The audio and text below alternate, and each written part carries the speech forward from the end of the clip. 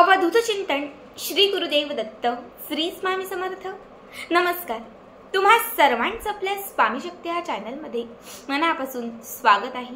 स्वामी तुम्हा सर्वांच्या सर्व इच्छा पूर्ण करोत एवढीच स्वामींच्या चरणी प्रार्थना करते आणि आपल्या आजच्या या नवीन आणि सुंदर व्हिडिओला पुन्हा एकदा नव्याने सुरुवात करते। मग बघा, उद्या 28 ऑक्टोबर सोमवार। आपल्यापैकी सगळ्यांनाच माहिती असेल की उद्यापासून दिवाळीची सुरुवात होत आहे, कारण उद्या दिवाळीतील पहिला सण आहे। बघा, प्रत्येक वर्षी वासुबारसापासून दिवाळीची सुरुवात होते। मग पुढे धनत्रयोदशी, लक्ष्मीपूजन, पाडवा अशा सगळ्या गोष्टी असतात। पण उद्याचा योग हा अत्यंत महत्त्वाचा आहे, कारण उद्या वासुबारस आणि त्यासोबत रमा एकादशी, जी एकादशी दिवाळीमध्ये येते आणि ही अत्यंत प्रभावी एकादशी मानली जाते। म्हणजे एकादशी आणि वासुबारस दोनही दुर्मिळ योग एकाच दिवशी एकत्रित आल्याने उद्याचा दिवस हा उपाय आणि सेवा करण्यासाठी अत्यंत महत्त्वाचा आहे। बघा, वासुबारसाच्या दिवशी आपण गोमातेची आणि तिच्या वासराची पूजा करतो। या दिवशी गोमाता आणि तिच्या वासराच्या पूजेला विशेष मान दिला जातो। त्याचबरोबर या दिवशी तुळशी मातेच्या सेवेलाही तितकाच मान असतो। आणि आजच्या व्हिडिओमध्ये मी तुम्हाला उद्याच्या दिवशी करावायचे काही विशेष उपाय सांगणार आहे। उद्या जर गोमातेला काही वस्तू तुम्ही खाऊ घातल्या तर तुम्हाला 33 कोटी देवांचा आशीर्वाद प्राप्त होतो। तुम्ही कितीही पूजापाठ केले, कितीही ग्रंथ वाचले, कितीही पूजा अर्चा केल्या तरी लक्षात ठेवा, कुठलीच सेवा अशी नाही जी तुम्हाला 33 कोटी देवांचा आशीर्वाद मिळवून देईल। मात्र गोमाता, जिला कामधेनू असं म्हणतो, फक्त ही गोमाता एक अशी माता आहे जिची पूजा केल्याने आपल्याला त्या 33 कोटी देवांचा आशीर्वाद प्राप्त होतो।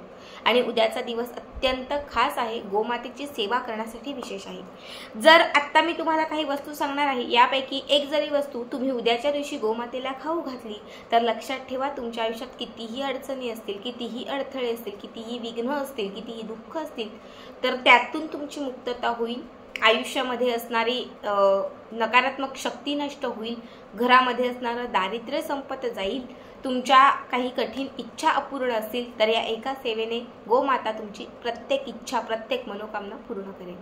सगळ्यात पहिली गोष्ट, उद्याच्या दिवशी लवकर उठायचं आहे, स्वच्छ सुंदर अभ्यंग स्नान करायचं आहे। अंघोळीच्या पाण्यामध्ये थोडंसं गोमूत्र, थोडंसं गंगाजल घालायचं आहे, एक चिमूटभर हळद घालायची आहे, थोडंसं मीठ घालायचं आहे आणि त्याच पाण्याने उद्या आपल्याला स्नान करायचं आहे। यानंतर आपल्या घराच्या आतमध्ये थोडंसं हळदीचं पाणी शिंपडायचं आहे, जेणेकरून घरात वास करणारी नकारात्मक शक्ती घराच्या बाहेर जाईल। उंबरठ्याला छान हळदीचं लेपन करायचं आहे। आपल्या दारात म्हणजे उंबरठ्याच्या समोरचा जो भाग आहे तिथे थोडं हळदीचं पाणी शिंपडायचं आहे। हे सगळं काही करून झालं की त्यानंतर अत्यंत महत्त्वाचा उपाय, हा उपाय सकाळीच करायचा, तुळशीच्या समोर करायचा। यासाठी तुम्हाला सगळ्यात पहिले एका वाटीमध्ये थोडंसं पाणी घ्यायचं आहे, त्यामध्ये थोडीशी हळद घालायची आहे, एक तुरटीचा खडा घालायचा आहे, त्यासोबत थोड्या अक्षता, थोडी फुलं घालायची आहेत आणि हे जे पाणी आहे हे तुम्हाला एकत्रित एका चमच्याने व्यवस्थित मिक्स करून ते तुळशीला अर्पण करायचं आहे। तुळशीला अर्पण करत असताना तुळशीचं ओम तुळशी माताय नमः, ओम तुळशी माताय नमः या मंत्राचा जप करायचा आहे। तुळशीला हे तीर्थ अर्पण करून झाले की मग त्याच्यानंतर आपल्याला आपल्या उजव्या हातामध्ये एक तुरटीचा खडा घ्यायचा आहे। फक्त एक तुरटीचा खडा घ्यायचा, तो तुम्ही उद्याच्या दिवशी बाजारातून आणला तरीही चालेल, अगदी आजच्या दिवशी बाजारातून आणून ठेवला तरी चालेल, घरात असेल तर तोच घ्या। एक तुरटीचा खडा घ्यायचा, आपल्या उजव्या हातात आपल्या ज्या काही मनोकामना असतील, इच्छा असतील त्या सगळ्या त्या तुरटीमध्ये सांगायच्या। जे आयुष्यात नकोय, जे अडथळे आहेत, जी गरिबी आहे, जे दारिद्र्य आहे, जे कर्ज झालेलं आहे, जी संकट आहेत, जी संकट तुम्हाला नकोय तेही तुम्हाला त्या तुरटीमध्ये सांगायचं आहे। कारण तुरटी ही नकारात्मक शक्ती क्षणात संपवते आणि तुरटी ही आपल्या आयुष्यात सकारात्मकता आणते। तुरटी ही अवलक्ष्मीला घराच्या बाहेर काढते आणि लक्ष्मीला प्रसन्न करते। जसं नको त्या म्हणजे तुम्हाला जे नको ते तुम्ही जेव्हा त्या तुरटीमध्ये म्हणाल तेव्हा तुमच्या आयुष्यातील विघ्न, दुःख, दारिद्र्य सगळं काही कुठेतरी त्या तुरटीमध्ये मिक्स होऊन नष्ट होईल आणि जे हवं ते मागाल तेव्हा त्या तुरटीतून एक सकारात्मकता येऊन तुम्हाला जे हवं ते मिळत जाईल। आता इच्छा व्यक्त करून झाल्या की त्याच्यानंतर तुम्हाला भगवान श्रीहरी विष्णूंचं स्मरण करायचं आहे। ओम नमो भगवते वासुदेवाय नमः, ओम नमो भगवते वासुदेवाय नमः। तुम्हाला भगवान श्री विष्णूंचे कुठले मंत्र स्तोत्र येत असेल तुम्ही ते म्हटले तरीही चालतील। आणि त्यानंतर हा तुरटीचा खडा त्या तुळशीच्या मातीत दाबायचा, थोडी माती बाजूला करायची आणि त्या मातीमध्ये दाबून द्यायचा आणि त्यावरती एक छान दिवा लावायचा। आणि हा दिवा जो आहे हा उद्या वासुबारसाच्या दिवशी दिवसभर तिथे पेटता राहील याची काळजी घ्यायची। विझला तर पुन्हा लावा, विझला तर पुन्हा लावा, तेल संपलं पुन्हा घाला, तूप संपलं पुन्हा घाला, पण उद्या वासुबारसाच्या दिवशी संपूर्ण दिवसभर हा तुरटीवरती तो दिवा प्रज्वलित करून ठेवा। तुमच्या आयुष्यातील असंख्य अडथळे, दारिद्र्य, संकटे सगळं दूर होत जाईल आणि तुमच्या मनातील इच्छा पूर्ण होत जातील। ठीक आहे, आता यानंतर अत्यंत महत्त्वाची सेवा। ही सेवा करण्यासाठी गोमाता आपल्या आजूबाजूला असणं किंवा गोमातेजवळ जाणं खूप महत्त्वाचं आहे। तुमच्या घराच्या आजूबाजूला किंवा गोशाळा असेल, 1-2-3 किलोमीटर वरती कुठे गाय असेल तर तिथे तुम्हाला जायचं आहे। समजा तुम्हाला तिचं वासरू नाही भेटलं, फक्त गोमाता असेल तर गोमातेजवळच हा उपाय करा। दोन्ही भेटलं तर उत्तम, पण नाहीच भेटलं फक्त गोमाता आहे तर तुम्ही तिथे जाऊन हा उपाय केला तरीही चालेल। पण लक्षात ठेवा, उद्याच्या दिवशी गोमाता आणि तिच्या वासरा म्हणजे या दोघांची पूजा करण्याला विशेष मान आहे, पण नसेल तर ऑप्शन नाही, फक्त एकाची पूजा केली तरीही चालेल। जेव्हा तुम्ही गोमातेजवळ जाल तेव्हा एका लोट्यामध्ये पाणी घेऊन जायचं आहे। थोडंसं पाणी गोमातेच्या चरणांना तुम्हाला शिंपडायचे किंवा अर्पण करायचं आहे।